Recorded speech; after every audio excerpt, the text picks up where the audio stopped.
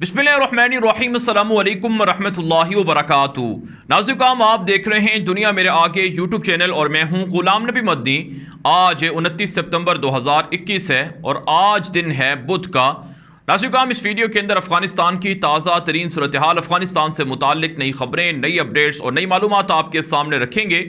अफ़गानिस्तान के अंदर अफ़गान तालिबान कामयाब हुकूमत कर रहे हैं। अफ़गानिस्तान के अंदर अमन बहाल हो चुका है। 20 साल के बाद लोगों को खुशहाल ज़िंदगी गुजारने के मौक़े मिल रहे हैं और लोग तालिबान की हुकूमत से खुश हैं। दुनिया भर के अंदर तालिबान की हुकूमत को, तालिबान के इस्लामी सिस्टम को और तालिबान ने जिन कवायद और जिन कवानीन के ज़रिए से अफ़गानिस्तान के अंदर अमन कायम किए है, बहाल किए है, इस पर दुनिया भर के अंदर डिस्कशंस हो रही हैं, बातचीत हो रही है। लेकिन दूसरी तरफ से नाज़िर काम अमरीका के अंदर इस वक्त अमरीका की फ़ौज और अमरीका की सियासत और अमरीका के सियासतदानों के दरमियान, हुकूमत के दरमियान शदीद इख्तिलाफ़ात खुल कर सामने आ रहे हैं। अमरीका के अंदर लोग सवाल कर रहे हैं कि आखिर अमरीका को अफ़गानिस्तान के अंदर शिकस्त कैसे हुई है, शिकस्त की वजूहात क्या थीं, अमरीका को बदनामी क्यों हुई है, अमरीका को ज़िल्लत अमेज़ रुसवाई का सामना क्यों करना पड़ रहा है। इस हवाले से वहाँ पर तफ्तीश हो रही है, बाज़ पुरस जारी है। नाज़िर अमरीका की कांग्रेस के अंदर और अमरीका की सेनेट के अंदर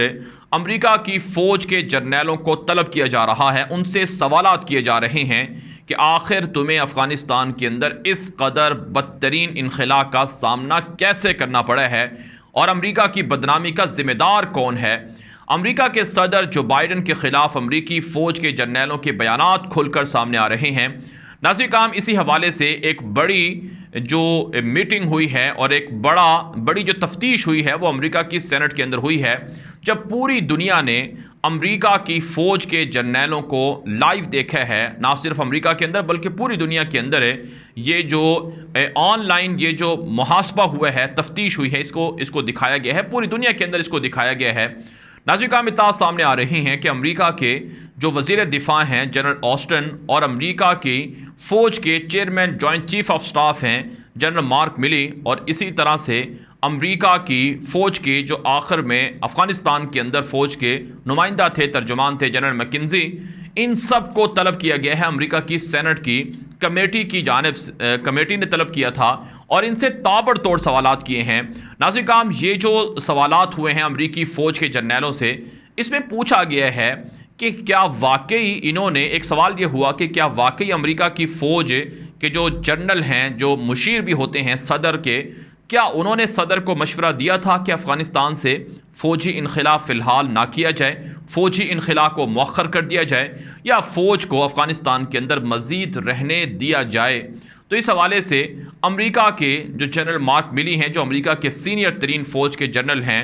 उन्होंने जवाब दिया कि बिल्कुल उन्होंने मशवरा दिया था अमरीकी सदर जो बाइडन को कि 2500 या 3500 फ़ौजियों को अफ़गानिस्तान के अंदर अभी रहने दिया जाए, फ़ौरी इनखला ना किया जाए, लेकिन इस पर अमल ना हो सका। दूसरी तरफ से अमरीकी सदर जो बाइडन का एक बयान नशर हो चुका है मीडिया पर, जिसमें उन्होंने ये बात कही थी कि उनको किसी भी फ़ौजी ओहदेदार ने कोई मशवरा नहीं दिया कि अफ़गानिस्तान से फ़ौजें निकालनी चाहिए या अभी मज़ीद रखनी चाहिए। तो इस पर अमेरिका की सेनेट के सेनेटर्स ने सवाल किया कि या तो सदर जो बाइडन झूठा है या फिर आप झूठ बोल रहे हैं। क्या जनरल मार्क मिली से पूछा गया कि क्या आप इत्तिफाक करते हैं कि आपने सदर को मशवरा दिया और सदर ने आपके मशवरे पर अमल ना किया, क्या सदर ने झूठ बोला है? तो जनरल मार्क मिली परेशान हो गए। उन्होंने कहा कि वो इसका जवाब नहीं दे सकते हैं, हम तो सिर्फ मशवरा दे सकते हैं, अब हमारे मशवरे पर अमल करना ये सदर के लिए ज़रूरी नहीं होता है।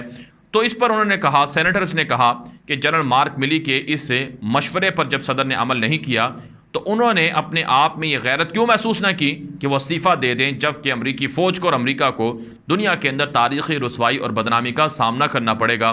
तो इस पर उन्होंने फिर ये कहा कि वो इस वजह से इस्तीफ़ा नहीं दे सकते थे कि सदर उनके मशवरे पर अमल नहीं कर रहा है। तो इस तरह के ताबड़तोड़ सवालात हुए हैं और नाज़िर काम ये जो सेनेट के अंदर जो सवालात हुए हैं, इससे ये बात खुलकर सामने आई है कि अमेरिका की फ़ौज और अमेरिका की जो मौजूदा हुकूमत है ये एक पेज पर नहीं है। दुनिया ने ये बात देखी है और नोट की है कि अमेरिका की फ़ौज जो पेंटागन का इदारा है वो और अमेरिका की हुकूमत ये एक पेज पर पिछले कई अरसे से नहीं हैं। यही वजह है नाज़रीन काम, आप जानते हैं साबिक अमरीकी सदर डोनाल्ड ट्रंप के ज़माने में ये अफवाहें सामने आई थी कि अमेरिका की फ़ौज और अमेरिका की हुकूमत के दरमियान लड़ाई हो जाएगी, इख्तलाफात हो जाएंगे एक मरतबा, फिर अमेरिका के अंदर बगावत शुरू हो जाएगी और अमेरिका की 50 रियासतें आपस में लड़ जाएंगी और टूट पड़ेंगी, इनके अंदर फूट पड़ जाएगी और टूट जाएंगी। नाज़रीन काम, अमेरिकी सदर डोनाल्ड ट्रंप के ज़माने में उनके फैसले पेंटागन रद्द किया करता था, जिसकी वजह से उन्हें पेंटागन के कई जर्नलों को मुस्ताफ़ी करना पड़ा, अपने जो सिक्योरिटी के नेशनल एडवाइज़र जो मुशीर होते हैं उनको मुस्ताफ़ी करना पड़ा, और इसी तरह से उन्होंने अपने डिफेंस सेक्रेटरी को भी कई बार तब्दील किया। और अब एक मरतबा फिर ये बहस खुलकर सामने आ गई है कि अमेरिका की फ़ौज और अमेरिका की हुकूमत एक पेज पर नहीं है, इनकी राय और इनके दरमियान इख्तलाफात हैं, जिससे ये बात वाज़े हो रही है कि अमेरिका का मुस्तक़बिल अब ख़तरे में है और अमेरिका बगावत और इंतशार की तरफ बढ़ रहा है। नाज़रीन काम, अमेरिका की सेनेट की कमेटी के सामने ये जो जर्नलों ने बयानात दिए हैं, इस मौके पर जो डिफेंस सेक्रेटरी हैं जनरल ऑस्टिन, उनका बयान भी दुनिया भर के अंदर नशर हो रहा है। जनरल ऑस्टिन ने कहा कि अमेरिका की जो हुकूमत है और अमेरिका की जो फ़ौज है, उन्हें बड़ा मान था अफ़गानिस्तान के अंदर अशरफ गनी की फ़ौजों पर, लेकिन बदकिस्मती से हक़ाइक़ ये सामने आए हैं कि अशरफ गनी की हुकूमत और अशरफ गनी की जो फ़ौजें थी ये बदतरीन करप्शन के अंदर मुलव्वस थीं। दूसरी तरफ से तालिबान के जो राबते थे वो इलाकाई लोगों के साथ ज़्यादा मजबूत थे बनिस्बत अशरफ गनी की फ़ौजों के और बनिस्बत अशरफ गनी की हुकूमत के, जिसका मतलब ये है कि पाकिस्तान ने अमेरिका को जो आज से 8-10 साल पहले ये बात समझाना शुरू की थी कि तालिबान के ख़िलाफ़ मिलिट्री ऑपरेशन दुरुस्त नहीं है, तालिबान की हिमायत वहाँ के इलाके के लोग करते हैं, अमायदीन करते हैं, वहाँ के जो सरदारान हैं वो करते हैं, जबकि अशरफ गनी की जो पपेट हुकूमत है, जो अशरफ गनी की जो ग़ुलाम हुकूमत है, इसको उस तरह से मदद हासिल नहीं है। लिहाजा अमेरिका अपने फ़ैसलों को गौर करे। पाकिस्तान के ISI ने, पाकिस्तान की फ़ौज ने, पाकिस्तान की हुकूमत ने ये रिपोर्टें अमेरिका को दी थी, लेकिन अमेरिका ने अमल ना किया। और आज अमेरिका के डिफेंस सेक्रेटरी एतराफ़ कर रहे हैं कि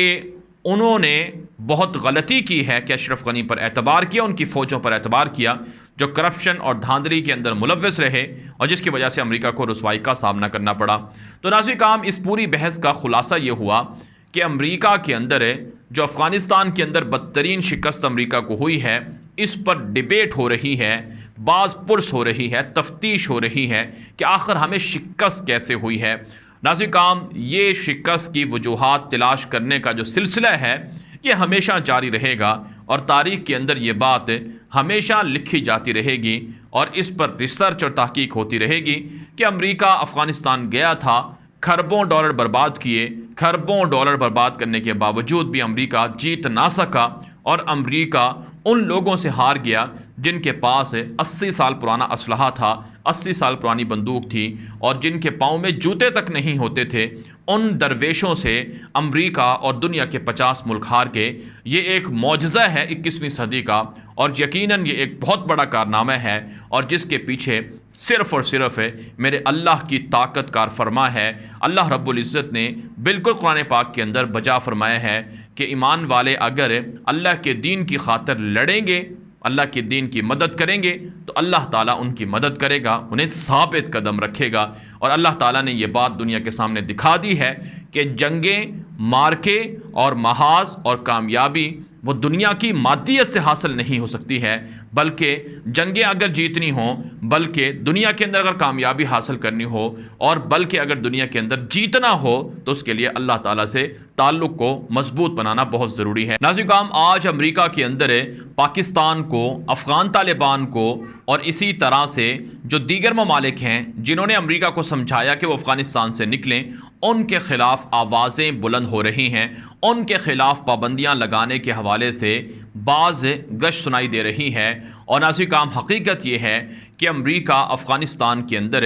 ज़ालिम बनकर सामने आया था, जारे बनकर आया था और अमेरिका ने अफ़गानिस्तान के लोगों पर जुल्म ढाया था और ये बात हकीकत है और इसे हर मज़हब का जो भी कोई मुनसिफ मिजाज शख्स है वो ये बात तस्लीम करेगा कि ज़ालिम का अंजाम हमेशा इबरतनाक होता है। जुल्म कुछ अरसा चल सकता है और जालिमों को कुछ अरसे तक अय्याशी और छूट मिल सकती है, लेकिन एक ना एक दिन उनका अंजाम इंतहाई इबरतनाक होता है, बुरा होता है। तारीख़ इस बात की शाहिद है। अमेरिका को वियतनाम के अंदर शिकस्त हुई, अमेरिका को अफ़गानिस्तान के अंदर शिकस्त हुई, अमेरिका इराक़ के अंदर अपने अहदाफ हासिल ना कर सका, और अब नाज़िकाम अमेरिका के अंदर ये आवाज़ें उठ रही हैं कि हमारी फ़ौज गलत थी, हमारे सियासतदान गलत थे। और नाज़िकाम इससे पहले मैं आपको बता चुका हूँ कि पिछले 20 साल की जो अमेरिका के अफ़गानिस्तान के अंदर जंग थी, ये सिर्फ़ और सिर्फ अमेरिका के जो सुदूर गुज़रे हैं और अमेरिका के वो सरमायादार जिनकी कंपनियां हैं और जिनके असलहे की फैक्ट्रियां हैं, दरअसल उन्होंने पैसा बनाने के लिए अफ़गानिस्तान की जंग को भड़काए रखा। नाज़िकाम अमेरिका की जो अफ़गानिस्तान के अंदर जंग है, इसके अंदर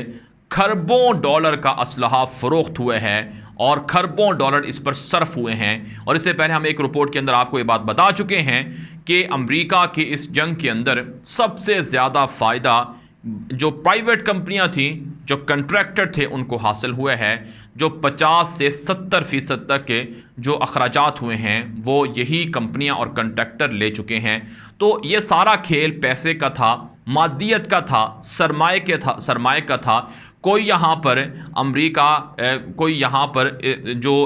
पर कोई बड़ी चीज़ हासिल करने नहीं आया था, बल्कि असलहा बरसाने के लिए और मुसलमानों को मारने के लिए और इस्लाम को टारगेट करने के लिए और इसी तरह से पैसा बनाने के लिए आया था। वरना उनके पेश नज़र कोई नज़रिया या कोई ऐसा एजेंडा नहीं था कि जिसको वो सही तरीके से आगे बढ़ा सकते। और सच्ची बात तो ये भी है कि अमेरिका और उनके इत्तेहादी जो अफ़गानिस्तान के अंदर आए, वो अपने मज़हब के साथ और अपने नज़रियात के साथ भी फेर नहीं हैं, बल्कि उनके पेश नज़र सिर्फ सरमाया था और सरमायादारों ने जंग लड़ी, लेकिन वो हार गए, शिकस्त खा गए। अब वो अगले महाज की तलाश में हैं, लेकिन इंशाअल्लाह वो अब अगला महाज नहीं खोल सकेंगे। अगर खोलेंगे तो इससे भी ज़्यादा तबाही का सामना करेंगे और इससे भी बड़ी उनको इबरतनाक अंजाम का सामना करना पड़ेगा। तो बहरहाल नाज़िकाम, अमेरिका की शिकस्त और अमेरिका की रुसवाई और अमेरिका की बर्बादी के हवाले से अमेरिका के अंदर इस वक्त भी तफ्तीश जारी है, बासपुरस हो रही है और अमेरिकी अपनी फ़ौज से, अपनी हुकूमत से सवाल कर रहे हैं।